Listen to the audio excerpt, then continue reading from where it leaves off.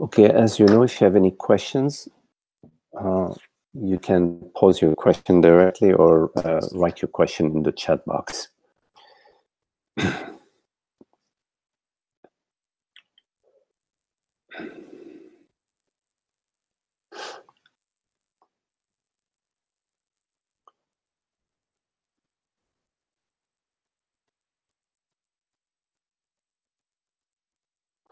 So I just want to say that there are two aspects in your contemplation, in your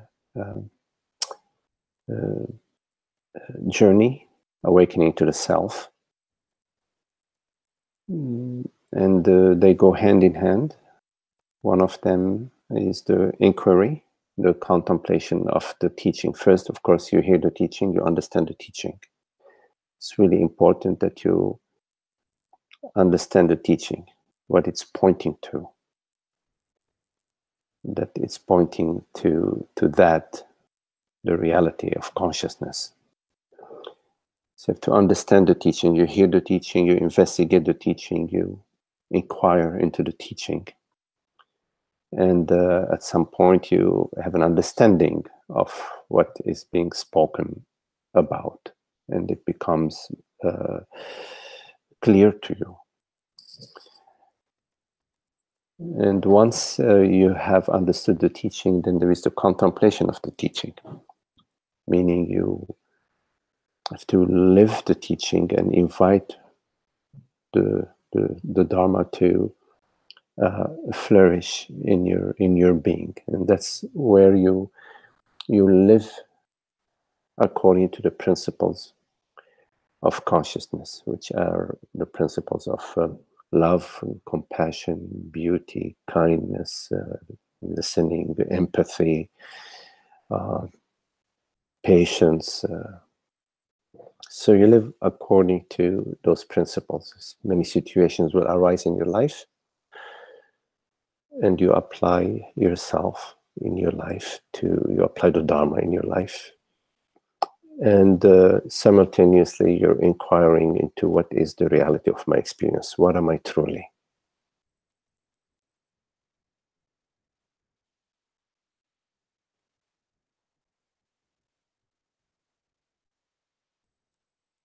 The question, what am I truly? What is the reality of my experience? Should bring the mind to a complete stillness. You know that you are posing the question or contemplating the question correctly as the mind comes more and more to stillness.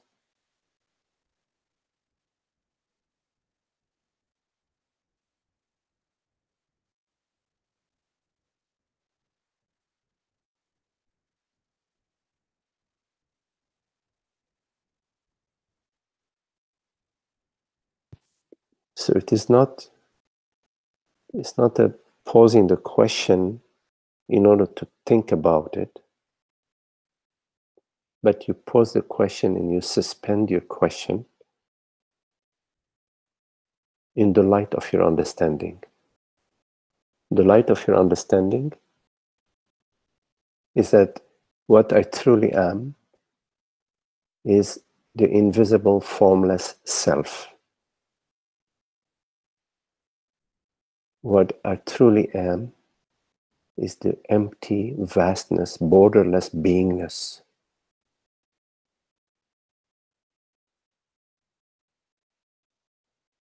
What I truly am is not a phenomenal event that appears and disappears.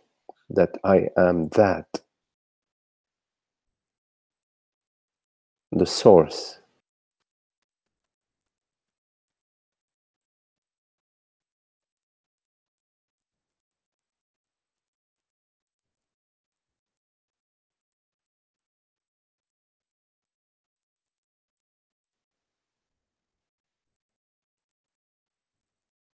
So the source is complete fulfillment.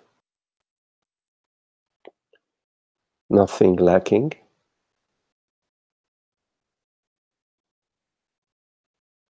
It's not in the business of fixing personal lives. It's not in the business of improving one's lot.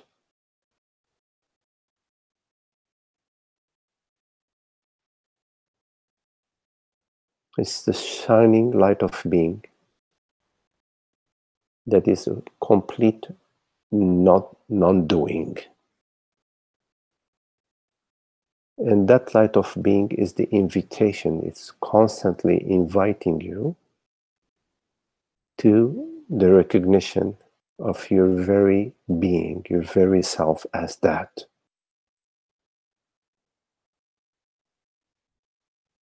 So it's inviting you to rest, to release the I thought, to release the me in time, me in the future, the images, and the feelings that arise simultaneously with the images. Yesterday and tomorrow, images and thoughts that arise, that trigger bodily sensations and feelings. The light of being is eternally inviting you to release, to let go of all of that, and to turn your attention to what you truly are. That, the source, that out of which all impressions arise and return.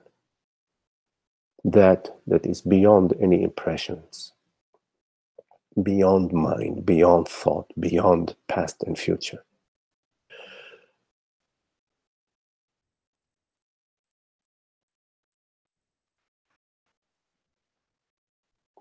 And the invitation to rest is simultaneously the invitation of your own recognition, to recognize yourself as the restful, resting being, the restful being,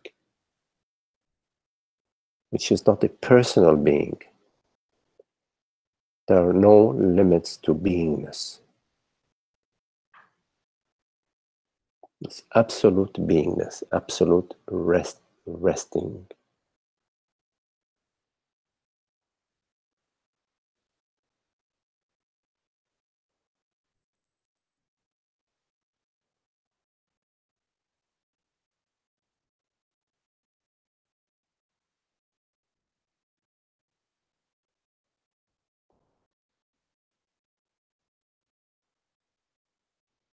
So in your life, you take the path of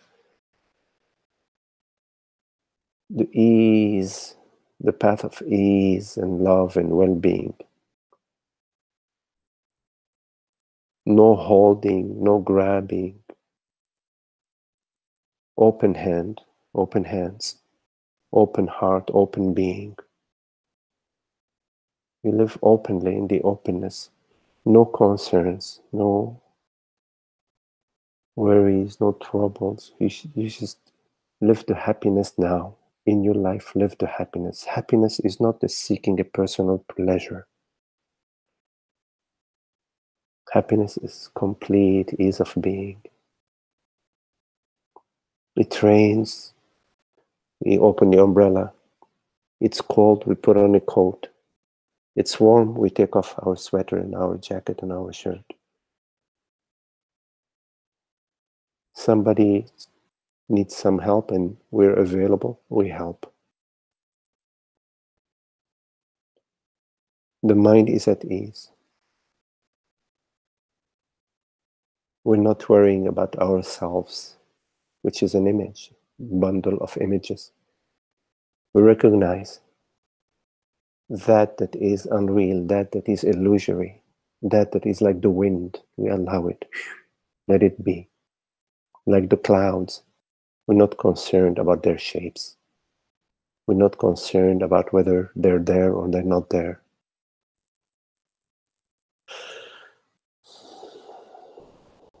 So we allow the body-mind to be cloud-like, to be mist-like. We don't rigidify it, we don't objectify it, we don't materialize it. We don't concretize it. We remain porous, open, flowing, free, loving. We never holding or possessing or keeping for ourselves. Always allow the flow to flow through you. Everything flows through you from beyond, flows through you. You are the open channel of wisdom, of love, of kindness, of the gentle way.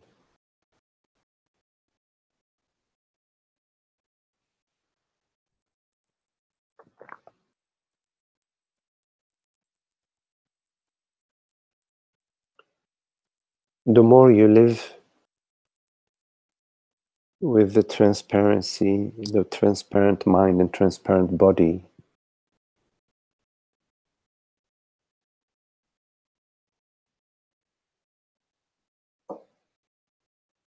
the less trouble there will be for yourself and for everybody around you. And that's very lovely, of course.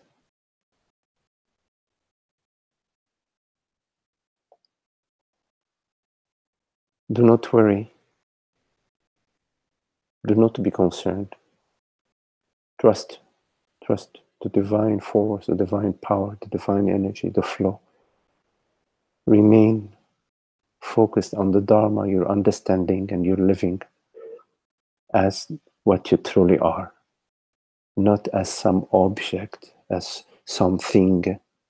You've never been an object, never been a thing. That's just mentation. A hypnotic state. So dehypnotize yourself. Recognize yourself as that transparency. Yes? The source. Yes? Before any arising. So welcome you, and I welcome whatever questions you may have. Hi, Magdi. Hello, Zoe. Hi. So, okay, here comes the well, can you hear me? Yes. Okay.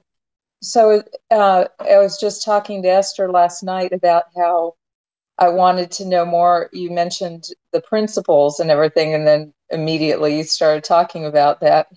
So I'll go back and listen. But you also said something about virtues, or you mean the same thing, the virtues and the principles? Yes. Okay. And, I just wanted to say, like, there was this, after you spoke with me last time on the call, it was like, I felt like I coughed up an energetic hairball that's about like a cat. Mm-hmm. And this whole thing with pride and feeling this subtle feeling of like I know something that somebody doesn't, and judgment. And then I don't know, there was just this like, wow, uh, this whole thing about living it. It's like absolutely everything is satsang, not just Absolutely. sitting in this. Yeah, it somehow it just hit at a Of course, you deeper level. live the teaching, because the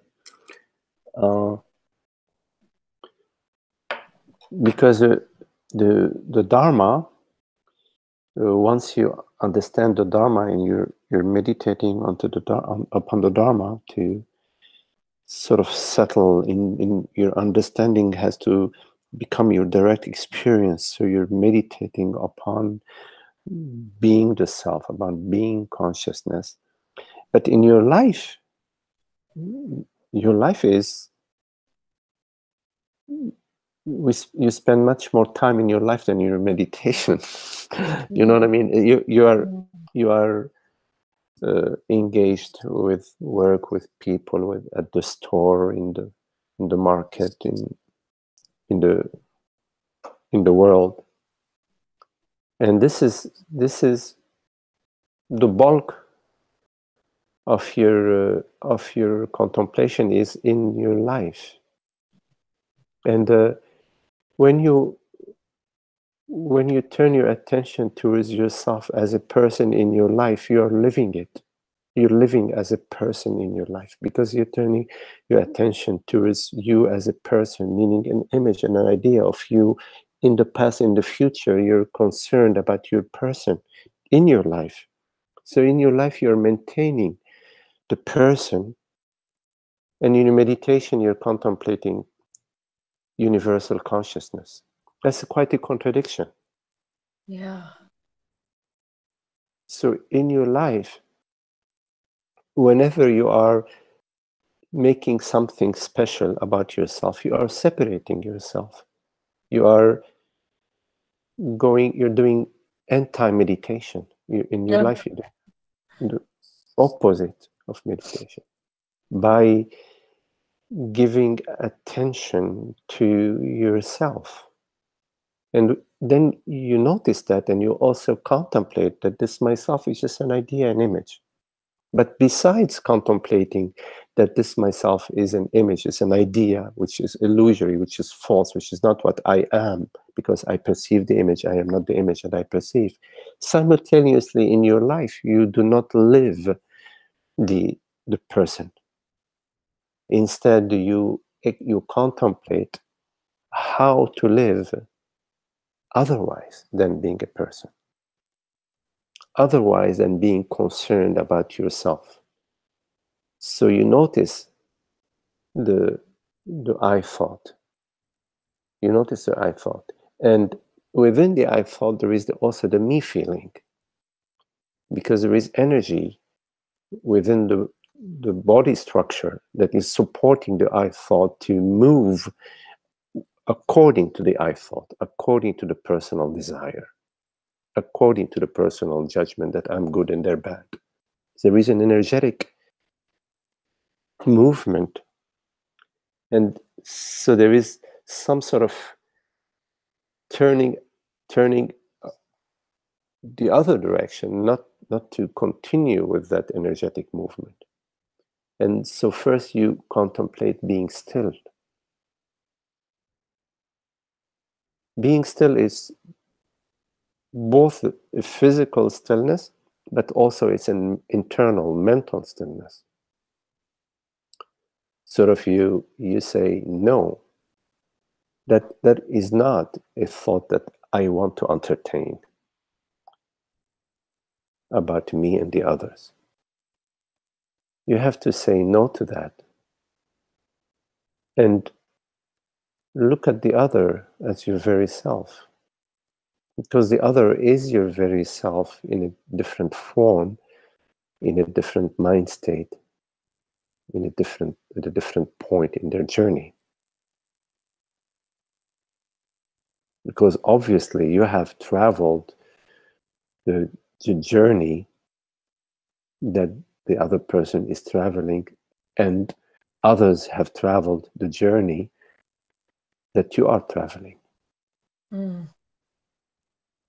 So some give you inspiration, and for others, you are their inspiration. Yeah. But you cannot be an inspiration when you When go I think back. I'm somebody. When you what? When I think I'm somebody. Yes. When you think of somebody, you're separating yourself. And so the love is not there. It's not Yeah. sensed. It's not felt. Instead, when I see you as somebody, it triggers somebody in me. Oh, who is she?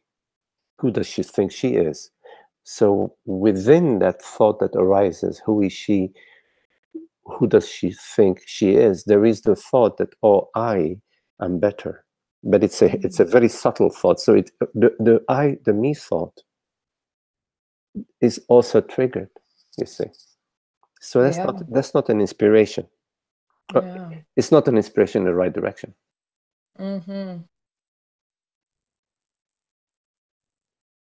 And we are one consciousness. It's not about my own awakening. We are impacting each other in infinite ways that we are not aware of. We have to be very watchful, not just of our actions. We're very watchful of the entire process of how we are approaching the thoughts, the emotions, the feelings, and of course our behavior. But not just our behavior, but also that is not behaved visibly. We have to be very watchful. It has an impact on the entire field. And we cannot get benefit of our own without the entire field benefiting. Gosh, isn't that, yeah, it's amazing, you know, when in my classroom, when there's peace in me, you know, it's a completely different classroom. Yes. Yeah. Right. So it's we're living it. We're living the Dharma, and we live it whichever way we can, whichever way we can. It comes to us. It arises for us. But what's important is that we are living it, and that's our intention. Because the other option is we are living the personal self, and that is destructive. Yeah. Destructive and isolating and Isolating. yeah. And Isolating instantly. across the board. Isolates the others. Isolate myself. Isolating.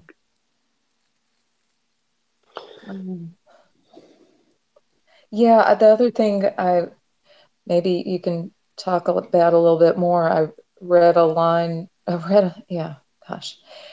read a line, John Klein said something about, and you've said this too, about the I thought rises from moment to moment. It's so weird. It's like it doesn't even have any history or existence, but it looks for a situation to attach itself to fake become something, to have this fake existence. Yes. It's the arising of the illusory self, the I thought. And then alongside the I thought, there is the entire world that relates to the I, to that personal I, to that fictitious self. So it's a mutual arising that arises from moment to moment. Or not. Or not. Or not. Or not.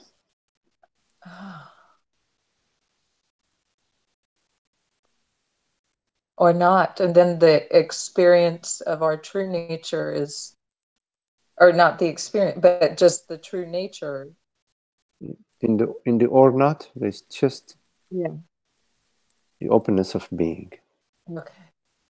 Just that, just this, just the peace, the untainted, the uncomplicated, unstructured, mentally structured beingness. The beingness is. Beingness is. Then the I thought may arise, and with the I thought arises within beingness. It arises out of Brahman, out of beingness. And with it comes the world, the forms and the objects. And it's an arising, it's an instantaneous arising. It's not an arising in time. It's an instantaneous arising. Like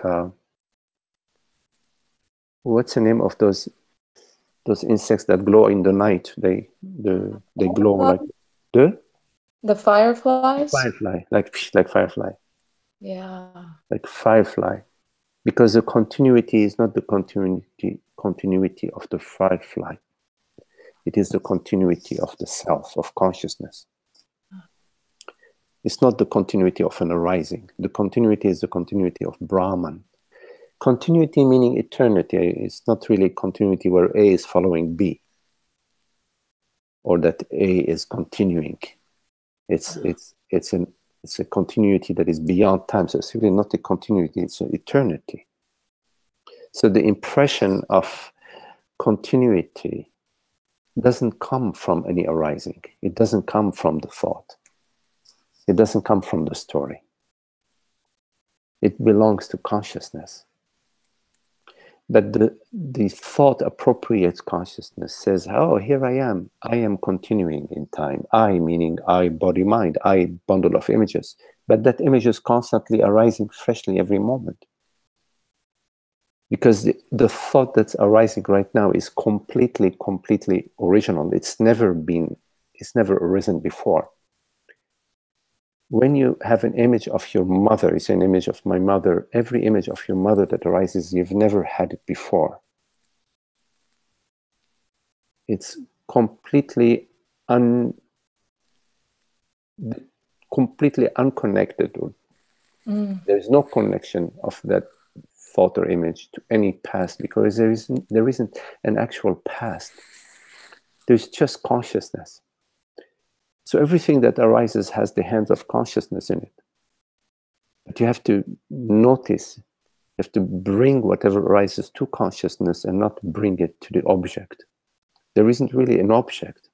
There is a promise of an object within the thought, but there isn't really an object. So you notice that whatever arises is an instantaneous arising that is arising in and as the wholeness of being.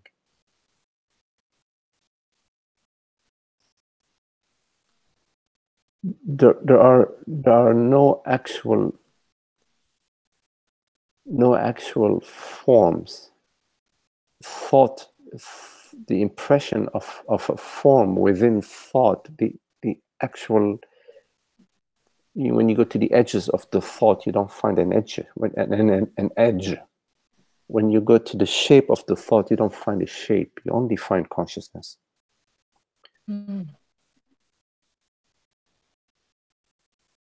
So, coming back to the I thought arising, what matters is just to notice it in this very moment and not to continue it, not to follow it, not to feed it, and to have the determination within yourself to feel whatever is arising, the fullness and the wholeness of what is arising, and to allow that feeling and experience that feeling without any intention, direction, movement, will, or wish. So sometimes, in the teaching we say, well, experience whatever you're experiencing on behalf of everyone, not just on behalf of yourself. These are just ways of edging you to recognize that at the core of all impressions there is nothing happening. And that's the teaching of the void, of the emptiness. And you have to somehow trust the teaching and be willing to remain still in the midst of whatever you are feeling, without doing anything to change anything.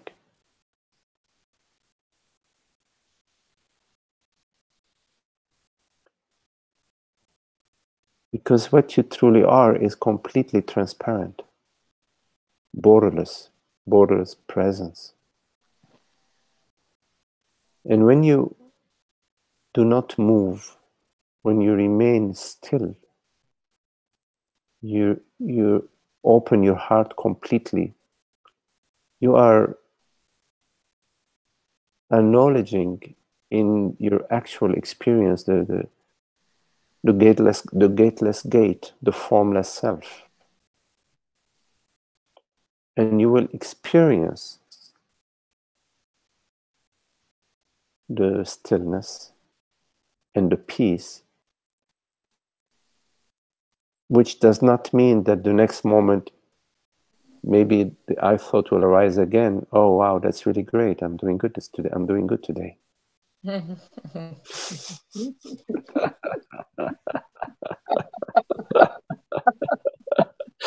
There goes the story, weaving the story. Oh, that was good.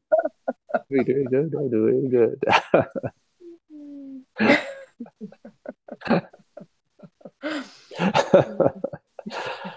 You know, those tendencies, the tendency to just form a story, form an image, and just go into the thinking.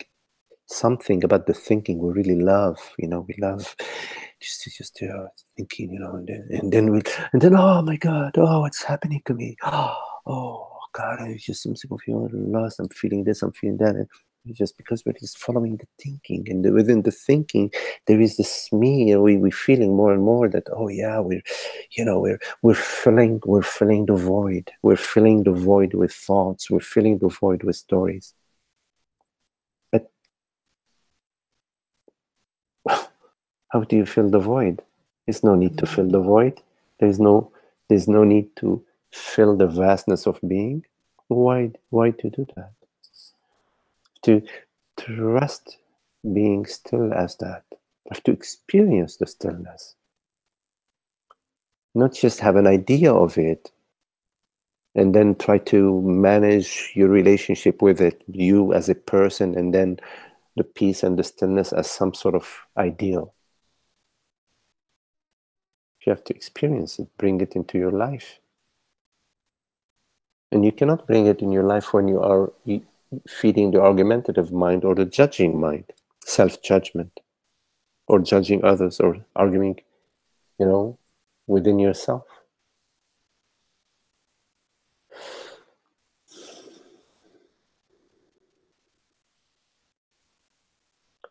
You see, life is going to present you a lot of opportunities, so use them. Yes, indeed. Yeah. God is very generous. Yes. Thank you. Hi, Magdi. Hello, Anne. I've had a really difficult day today. I just had very, very low energy.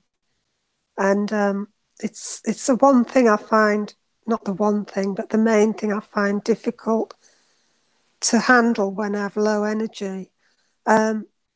Because in the past, not so much recently, but in the past I've had a lot of it, and I've had a lot of illness with low energy. And when I have it, I can't, I feel very trapped in it. I mean, I assume it's obviously some form of seeking or some form of identification as a person, but I can't seem to find my way out of it. Yeah. Well, every moment is fresh. Sorry to interrupt you. Every moment is fresh. You see, every moment is fresh, completely. No, I'm not. It's not like a conceptual freshness. In fact, every moment is fresh because consciousness is freshness itself. You see? Yeah. Yes, it's the source. It's the spring. The spring. It's consciousness. It's the spring. It's the source.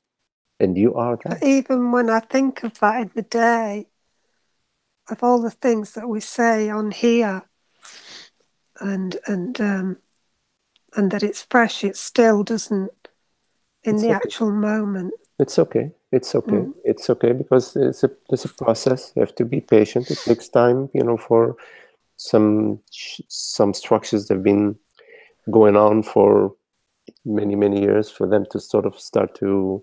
So it's okay.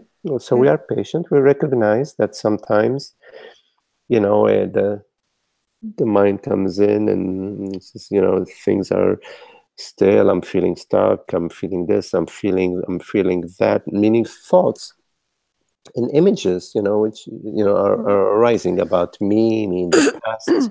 Some stories, some beliefs, that feed in the feelings. Because a belief is not just some sterile thought. It lives in our body. So when there is a belief about me and my energy and my low energy, that belief is actually felt. So we're living it. When the belief arises, we're living it. We experience that. But also we can be okay with that. Say, okay, that's okay, because there is also the teaching that's coming in the Dharma. I'm learning the Dharma. I'm contemplating the Dharma.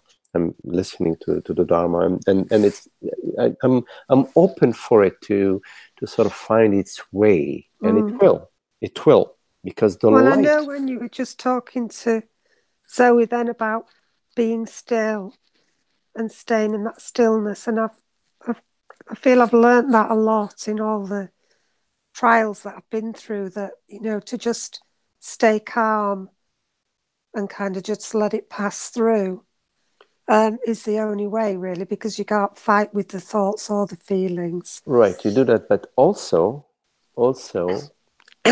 you contemplate, what am I truly?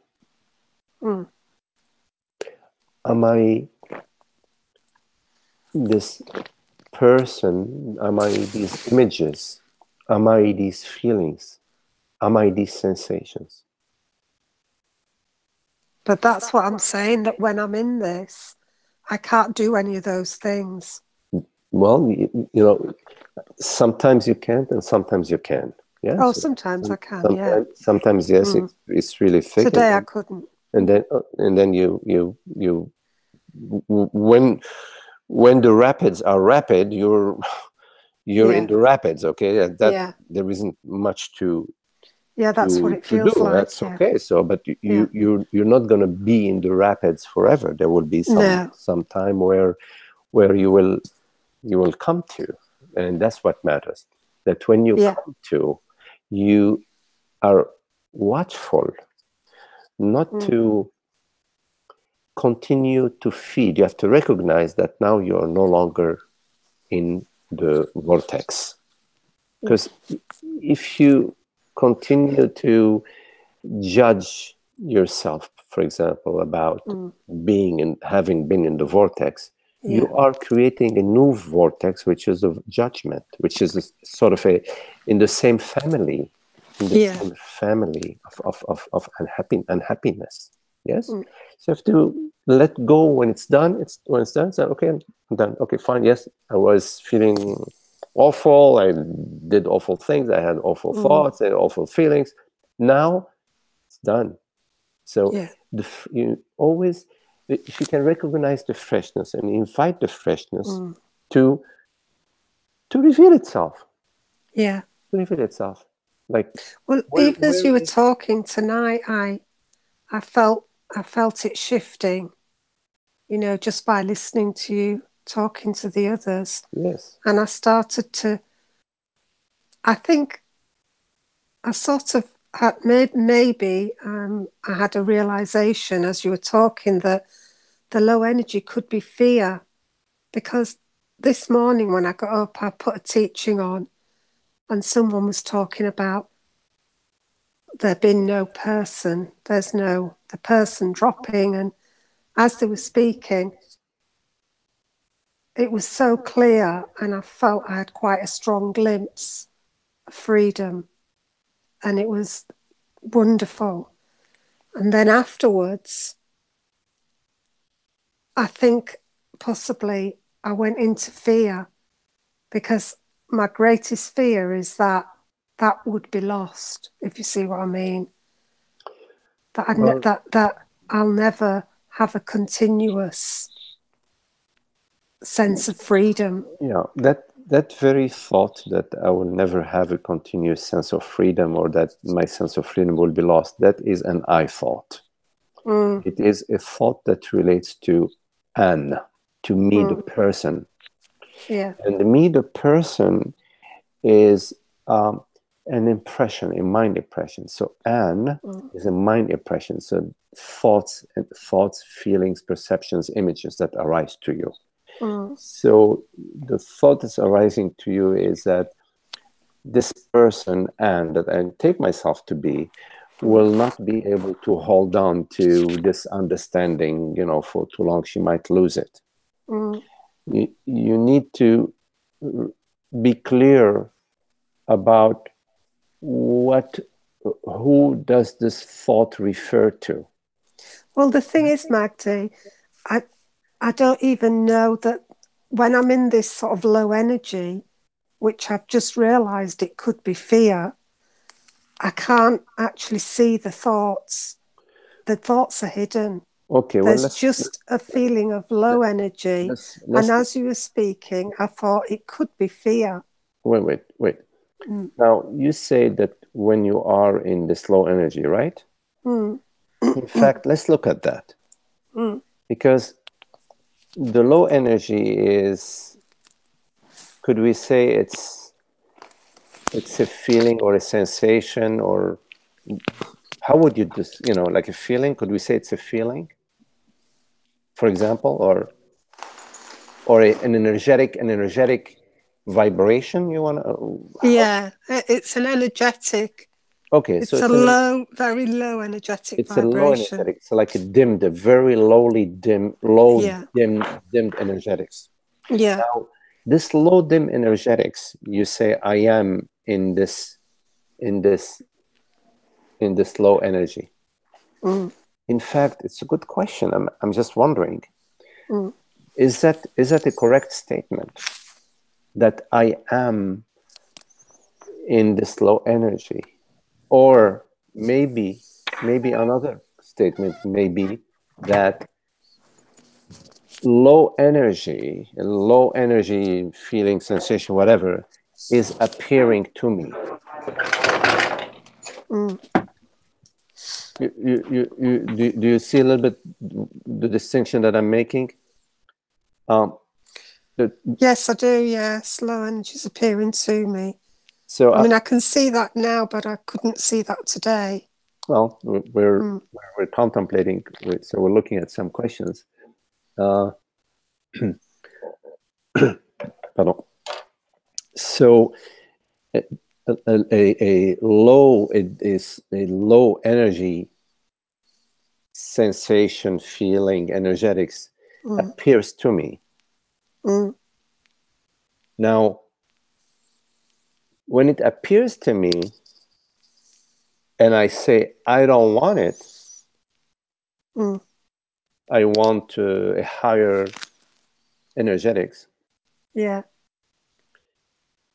I am engaging in thought, or via thought. There is an engagement with something that I am perceiving. I am perceiving low energetics. And I don't want it. So I don't want what is. Whenever I don't want what is, whether it's low energetics or high energetics, or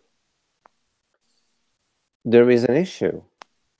Because what is. In other words, if it's raining, okay, this is, let's say, a weather energetics, a climatic energetics.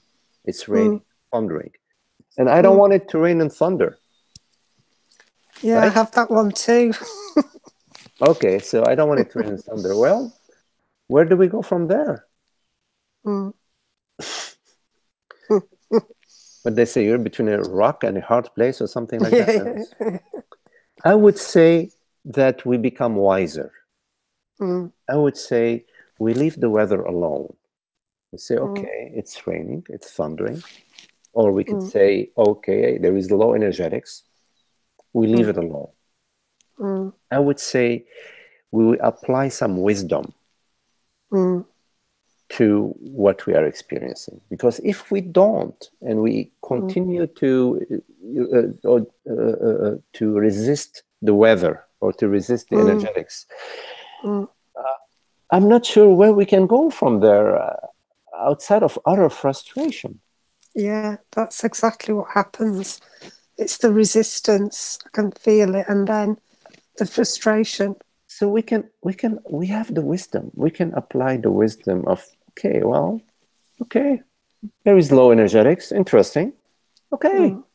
It's an internal weather, you could say. Okay, it's not like a climatic weather. It's an internal climatic weather that you're perceiving. Yes, you're perceiving, because in your wording you said, "I am in the energetics." In fact, the energetics is in you. You're perceiving it. Well, you're experiencing it. You're witnessing it. Whatever, it's appearing to you. You are not appearing in it. You see. You see. Yes, So yes. we discriminate. We start to we start to dissect a little bit those old patterns that used to sort of come, like blump, clump, clump, okay, low energetics, we start to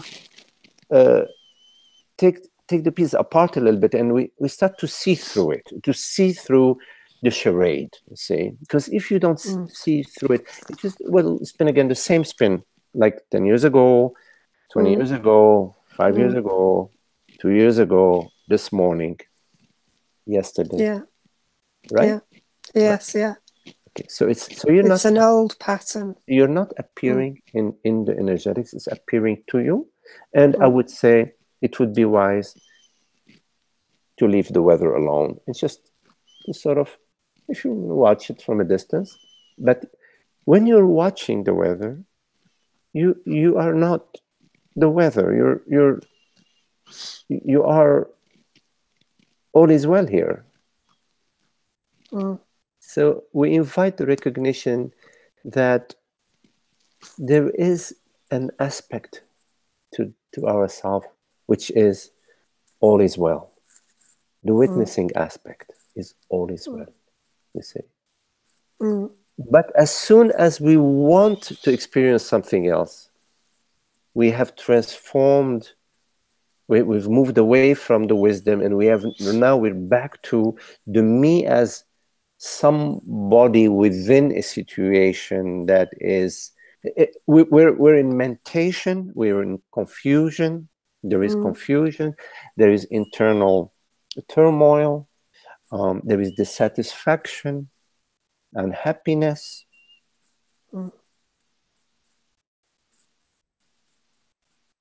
You follow? Yes, I do, yeah. Yeah, that's good.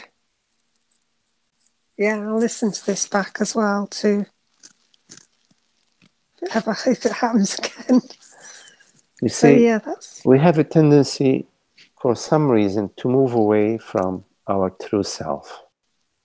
Our true self is transparent being, untouched, untainted, unstained, not going anywhere, not seeking anything. There is no time and space. It's completely free of the phenomenal realm. It is the noumenal. We are that, but somehow we keep moving away from that into the person. Me, tomorrow, yesterday, this experience, that experience. Meaning we move away from presence, which is not thought, into thought. First into the me, the I thought, and then the myriad of thoughts that follow the I thought, the initial I am a woman, I am born, I am this person, I am somebody. So the invitation is to recognize your true self. You recognize the transparency, the borderlessness of awareness. Yeah. Before the I thought, before the download, what am I before the thought? What am I before the word? Because I am before the word, I am during the word, I am after the word. What is it? I am? The I am is not defined by the word. is not defined by the thought, is not defined by the sensation, it's not defined by what arises. Mm. I am not defined by the weather. Mm. I am not defined by the shape of the clouds. I find the I am thing difficult because whenever someone's talking, it always hits me more that almost like I am not because I'm not a person. So when anything's used like I am or self, I have a problem with it because it resonates more with me when I think Yes. there's no one here, there's no person here. But can you deny being? Well,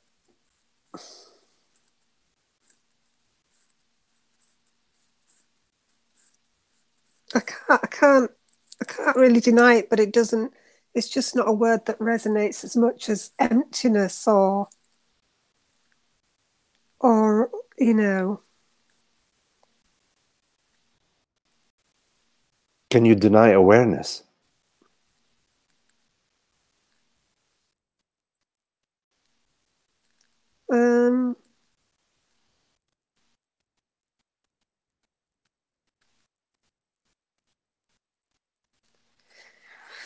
Yeah, no, I can't deny it, but it's not a main word I would use as like it just is.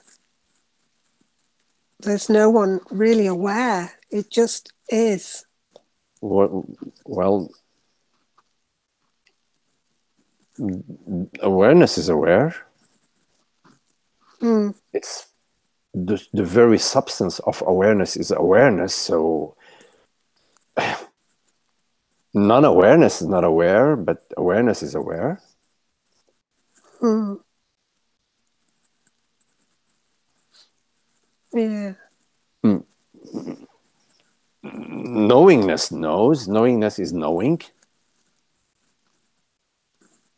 Yeah. So we could say there is no separate entities within awareness that are knowing, not separate entities, because knowingness does not belong to any entity. An entity is known, but knowingness belongs to knowingness. Awareness belongs to awareness. It does not belong to something or somebody, because the thing or the body is perceived, arises in awareness. The bodily sensation arises in awareness. So yes, you can call awareness emptiness, but it's not an empty emptiness. Mm. It's an aware emptiness. Mm. Yes, yeah.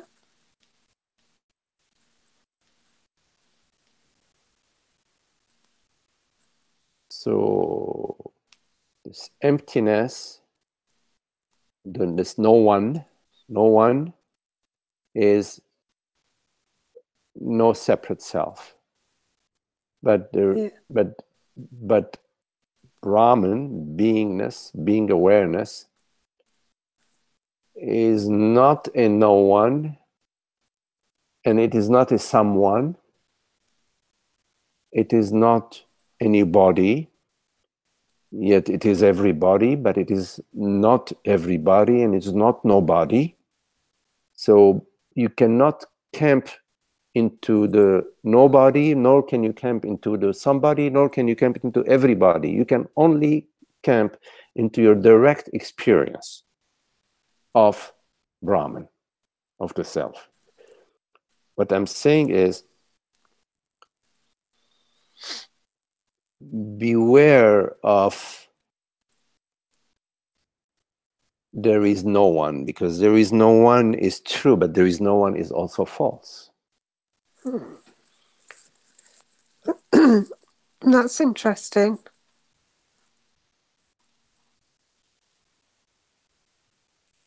So it's true Because but if you false. say there is no one, then I will ask you, okay, what says that? Okay, so no one says that. Okay, well, so then there is a no one. Oh no, the no one that is saying that is no one. So well, there it's is no one consciousness saying speaking. that. I'm sorry? Consciousness is speaking. Yeah, you see, you have to be really watchful with this no one. There is no one, and there is no one. And so I say, well, who's speaking? Oh, no one is speaking. Mm. Oh, okay. Well, then no one is hearing, right? Yes, no one is hearing because no one is speaking and nothing is happening. Okay. Well, bottom line for me is, are you happy? I don't care about someone, no one, No, me everyone. neither. Are you happy? Yeah.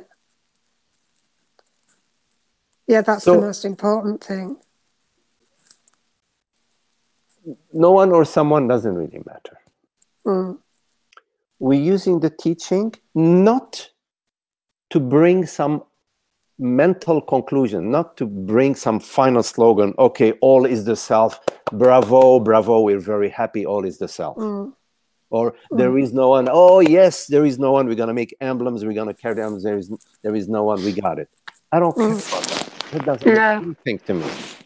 The teaching is only a tool. They're empty words. They're magnetic fields. If you make any importance out of the words, you're making a big deal out of illusion. Yeah. But the teaching, although it uses words and use vibrations, it is not about the words or the vibrations.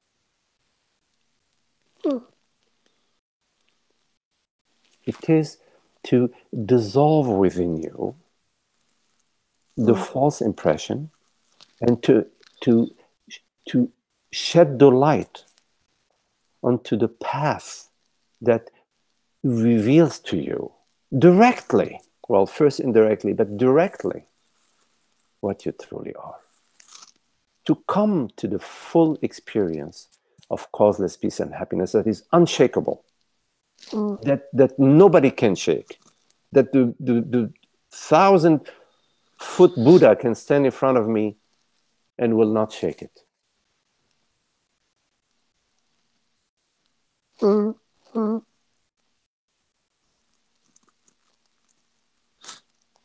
Yeah, I understand that, yeah. Has to be unshakable. So The I only reason I understand what you mention said. about the non-person, the only reason I mention it is because whenever anyone talks like that, it's like it just kind of empties me out. It just feels so free, and I like that.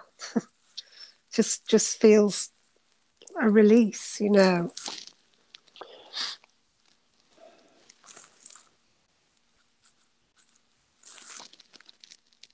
Like the truth, you know.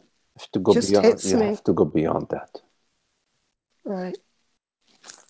You have to go beyond that. Okay.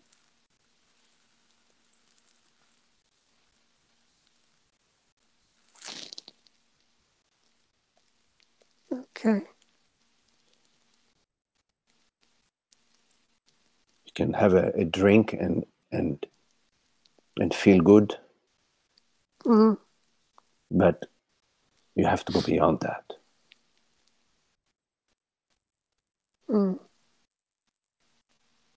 Nothing should bring you the happiness, and nothing should remove from you the happiness. Nothing should bring it to you or remove it from you. That's where you need to have set your mind. Well,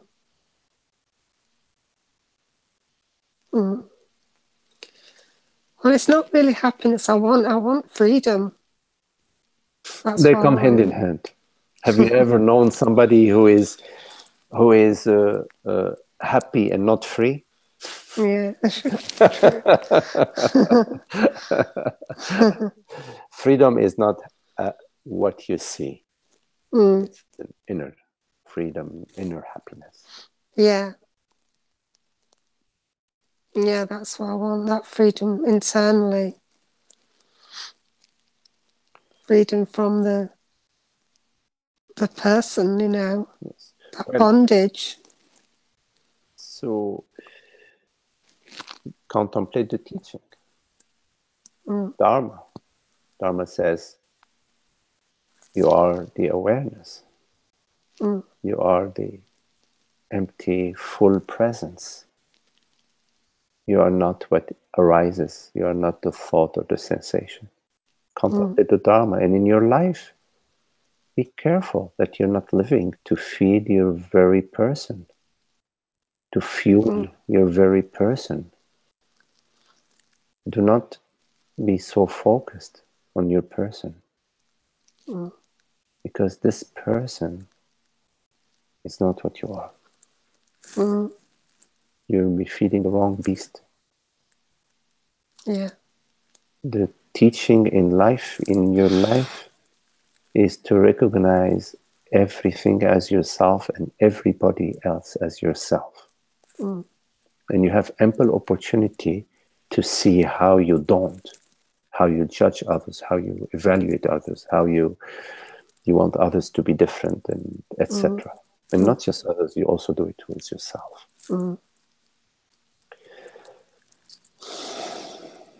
That's great, Magdi. Thank you. Okay. There's a lot in that. Thank you. Yes. Okay. I'll listen back over it as well. Okay. Thank you very much.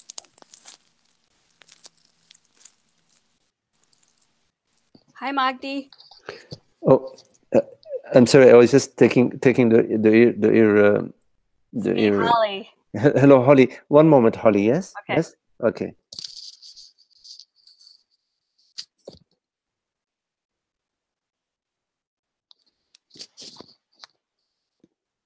Okay, Holly.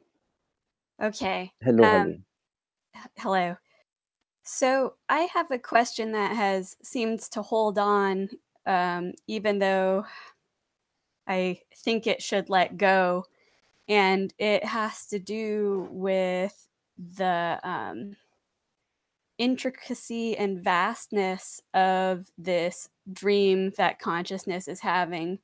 It really baffles my mind when I think about it, thinking about all of the different perspectives that seem to be happening, even though I only experience my own, the cohesiveness of the dream, the fact that at any moment in the dream, it seems to cohesively, the past seems to exist in a way that I can talk to other people about and they agree.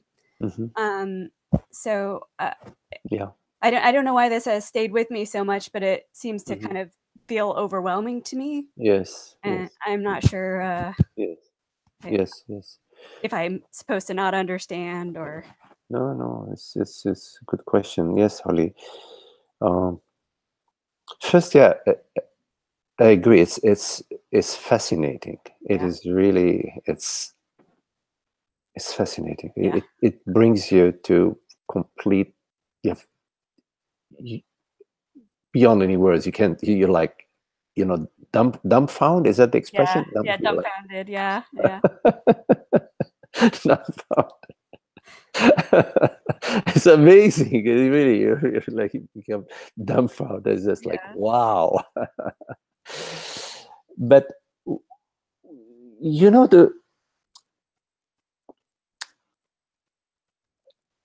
there are a lot of metaphors in the dream, in the waking dream. There are a lot of metaphors.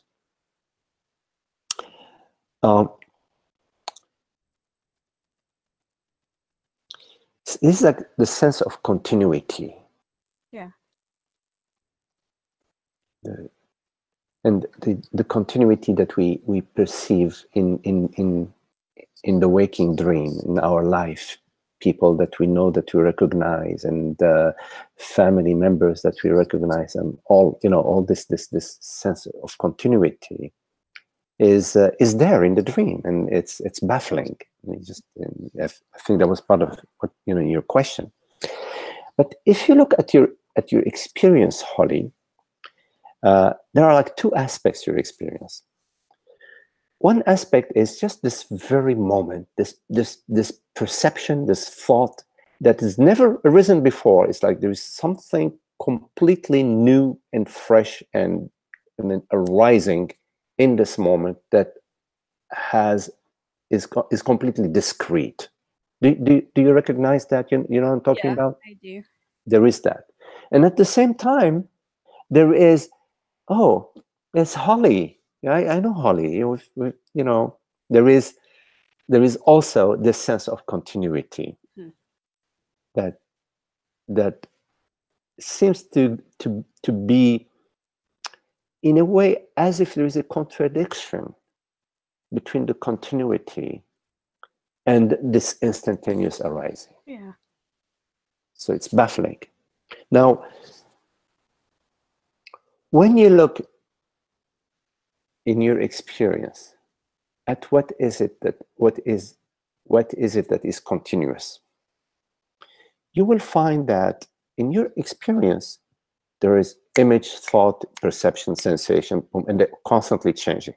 Mm-hmm. And that is, you could easily, via reason that, okay, well, that's obviously not what is continuous. They're like frames, they're like still frames, and they're running really fast, boom, boom, boom. Like a movie, like a film, you know, the reel of the film is made out of 20, 30, 40,000 still frames. Yeah. And they're spinning. And so the horse seems to be running, but in fact, that one, if you reduce the speed of the rotation of the film, you will just see the horse like that, and then another picture of a horse like this, and then like that. And when it's spinning, there is this sense of, oh, the horse is running. But coming back to the point that I was trying to make, is that in our experience, our experience is the thoughts, sensations, perceptions, mentations, and there's discrete. And when we ask ourselves, well, what is it that is continuous in our experience? Because there is a continuity. What is the continuity? What is it? So we ask that question. You see, and that's part of the contemplation. That's part of the meditation and the contemplation of the teaching, to try to understand it. Mm-hmm. Well, what is it that is constant in our experience? And that's when we come to consciousness, to our awareness.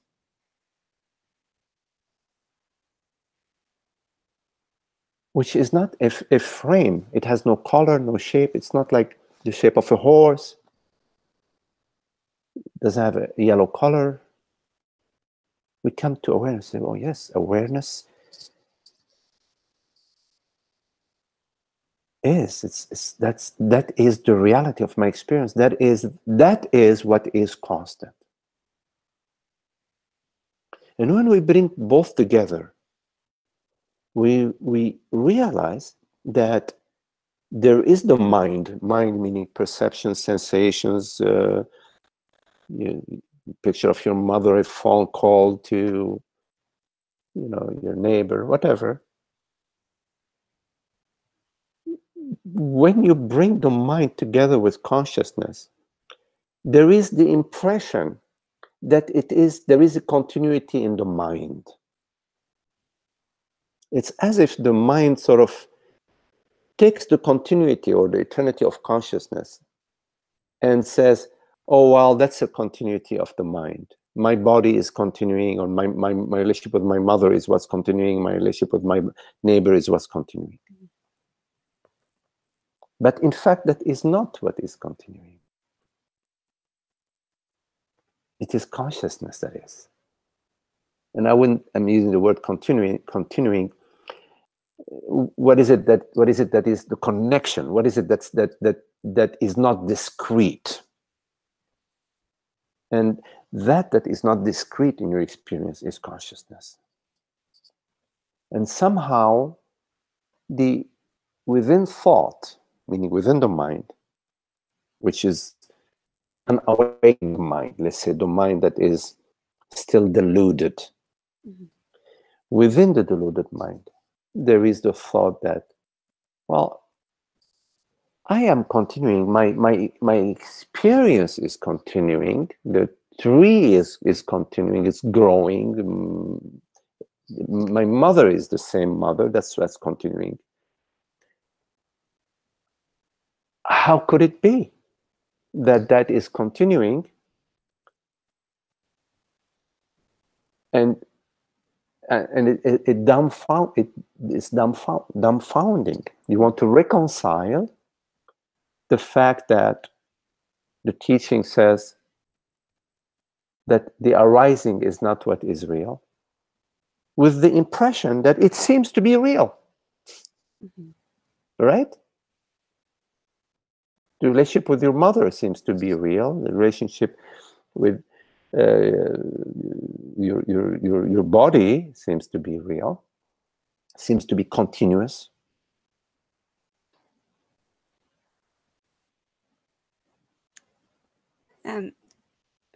The continuity is certainly one aspect mm-hmm. that I find really engaging and dumbfounding. But the vastness, I think, is what I'm also being very dumbfounded by. If I think of each moment as being a still frame, then imagining the utter vastness of that frame is also what I keep going back mm-hmm. to. Right. Holly, when you look at the frame, for example, let's take the perception of this room. Okay, we could say, and I'm not saying that, but I'm saying we could say that this frame sort of starts here and ends there. Okay. Yeah, it's vaster than, for example, looking at the glasses because they start here and end there. The room is vaster than the glasses, but it's still limited. But yet, I think there is a vastness. There is a vastness, but the vastness doesn't belong to the frame. It is the vastness of consciousness, the vastness of the witness, the vastness of awareness, the vastness of the noumenal, because the phenomenal appears within this vastness, but its appearance has some sort of boundaries or definitions. Mm-hmm. And I know these definitions are mental, but still they're definitions. For example, New York City, 10 million people, it is, I don't know, 20,000 acres, whatever. There is a certain definition, and even the image, when the image arises, it doesn't include Hawaii. New York City, the image of New York City, doesn't include the image of my father. It's very specific. Mm-hmm. So the vastness that you're talking about, and I think you're talking about something really real there, just want to point that the vastness doesn't belong to the frames that you're perceiving. It belongs to you as awareness, to awareness. That is the vastness. And because maybe you're experiencing this vastness, you're allocating the vastness as well to the frame, which is beautiful, because it's my experience actually that there isn't in the frame itself, in the mind, there are no borders. But I think until we are established as that, it's important to recognize that the vastness is the vastness of the self, of awareness, of consciousness.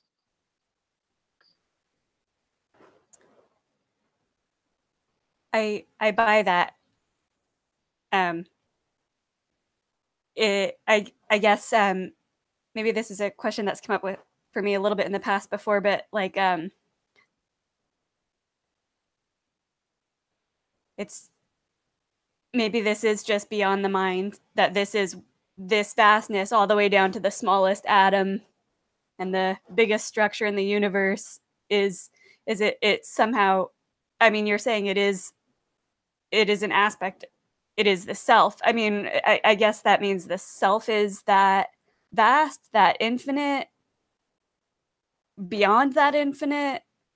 Yes, because no matter how vast the concept of infinity is, it still arises in the vastness of awareness that is vaster than it. The concept of infinity, no matter how vast it is something that knows that perceives that even is larger than that. So awareness, or the self, or consciousness, Brahman, is borderless, limitless, selfless, formless self. Formless. Infinity is formless, but still, if it's something known, whatever knows it is vaster than it. And if I am aware of infinity, then I am vaster than infinity. So awareness, the I, which the I of awareness, is there has to be, what do they say? The buck has to stop somewhere. Mm-hmm. So no matter whatever, how far you go with the infinite, at some point you have to reach an absolute ultimate infinite. Because if you don't, then you are with the void, but you're not with, you are with the negation of Brahman. So you're the negation of isness. So there is something as opposed to nothing. For example, right now, you cannot say it's nothing. Right. So that whatever that is not nothing is the self, is infinite, borderless, vaster than the vaster universe. Because the universe, no matter how vast it is, still refers to consciousness, refers to that knows it, that creates it, that perceives it, that conceives it. Yeah. Maybe it's just this human mindset. If I imagine like the greatest virtual reality machine I could ever make, or the most vivid dream I could ever have, those things seem to like they would take both a lot of work and also come nowhere close to what's actually out there. They will not come close to you imagining them. Yes, because if you're imagining them, they're downstream from you. You are the imaginer of them. No matter how complex and how grandiose and how vast the phenomena that you imagine, that you create, that you imagine, it remains smaller than you. You are vaster than it. You follow? Yeah. Because you're imagining it, or you're creating it, or you're conceiving it. The buck has to stop somewhere, Harley. And it stops with you. You, awareness. Outside of you, outside of awareness, nothing is. But awareness is not personal.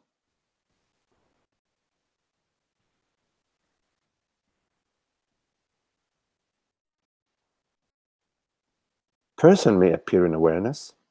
New York City may appear in awareness. My grandmother may appear in awareness. But awareness does not appear. It's not a person.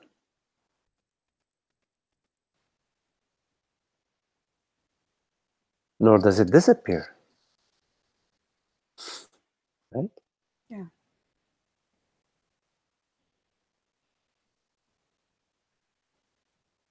It's absolute. Absolute is beyond is and isness. The absolute, within the absolute merges the is and the isness. The isness and the isn'tness. The negation and the affirmation merge in the absolute. They die in the absolute. They dissolve in the absolute. The opposites dissolve in the absolute. The this and that do not arise within Brahman. They arise within Maya.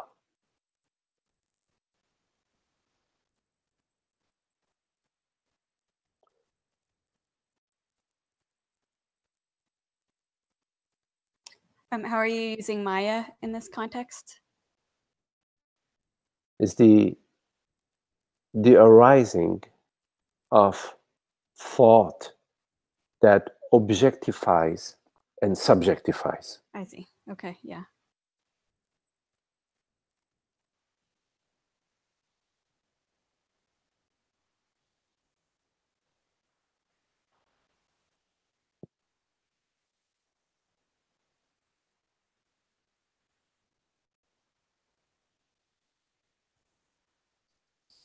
The wonder is the wonder of awareness, the wonder of consciousness, the wonder of the formless self. Such a wonder. That's what a wonder.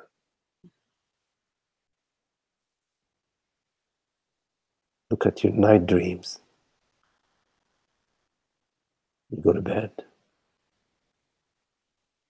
and then these night dreams rise out of you. But we don't need to go to the night dreams, just the wonder of awareness. The wonder of awareness is the greatest of all wonders. Mm-hmm. What is a rose? Or what is an oak tree or a maple tree or a begonia outside of awareness? Mm.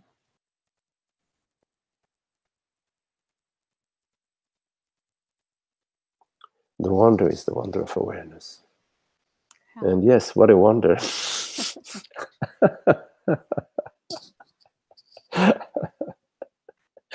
Such joy.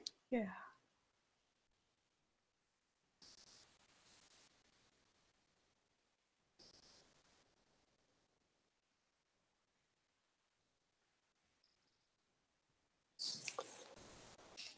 Thank you.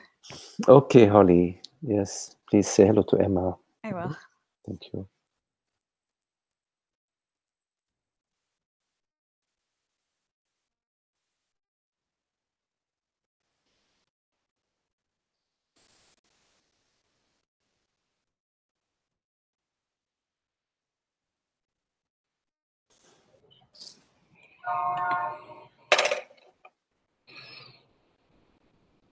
Hello, Maria. Hi, Magdi. Hello, Maria. Yeah, I feel so full of this wonder. It's so beautiful. Thank you for your words. Mm-hmm. Magdi, I have a sister who's estranged, and she's in a lot of pain, and she's taking a lot of her pain out on the family. Mm-hmm. And I have asked her how I can be of help or how I can support her, and in which way may I be there for her. Yes. And she vents, so she starts venting. Venting. Okay. So I try to carry along kind of And I'm not sure whether I'm doing her any favor by kind of feeding her, or feeling like I hear you, I understand you, I'm with you. You know, she says things like, family is so dysfunctional. And I would say something like, oh, maybe like the TV show Arrested Development or something, you know. And then part of me feel like that's one way for her to feel comfortable to communicate with me, because she's been estranged for many years and has no communication with the family. But then there's not total clarity within me as to what's right, you know. It's like, where is the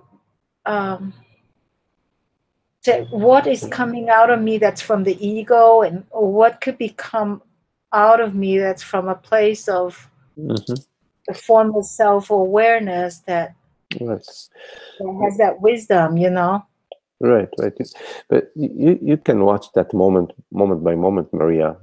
So first you love your sister, which is very beautiful, and you seem to be willing to be available to her, which is really beautiful. But from moment to moment, you can notice when there is a personal intention, like, oh, you want something, you want her to, I don't know, love the family, you want her to feel in a certain way, you want to try to fix her feelings, or you know, in terms of helping, forget about helping, just loving is the best help, you know. And love has no formula, there's no formula for love, you know. Love is formula-less. It's an instantaneously at that moment you're loving, or you're into yourself. You know, you're into your own thinking about how things should be, or you're judging yourself or judging her, or wondering how you should be and how you shouldn't be. But when you're loving, you're there. You know, you're there. You're listening. Maybe you say some comforting words. You can sense. Because you are open. In love, you're open. You don't have like a personal agenda, so you can sense if she really wants you to go in that direction or that direction, or wants you not to go in any direction. She just is playing her role, you know, spinning her wheel. And at the same time,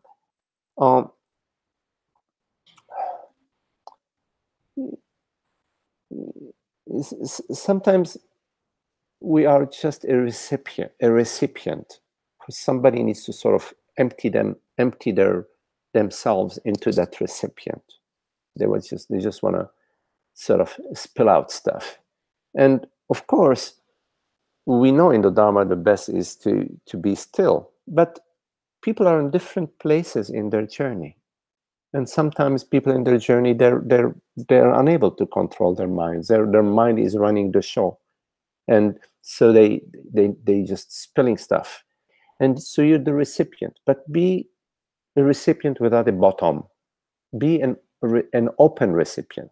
So the stuff doesn't stick to you, because if it sticks to you, then you will have a reaction. Yes. So it's just, it's a flow. You don't want anything from your sister, because in love, we don't want anything from the other. It's just love. There is no me in love, me and her. It's just love.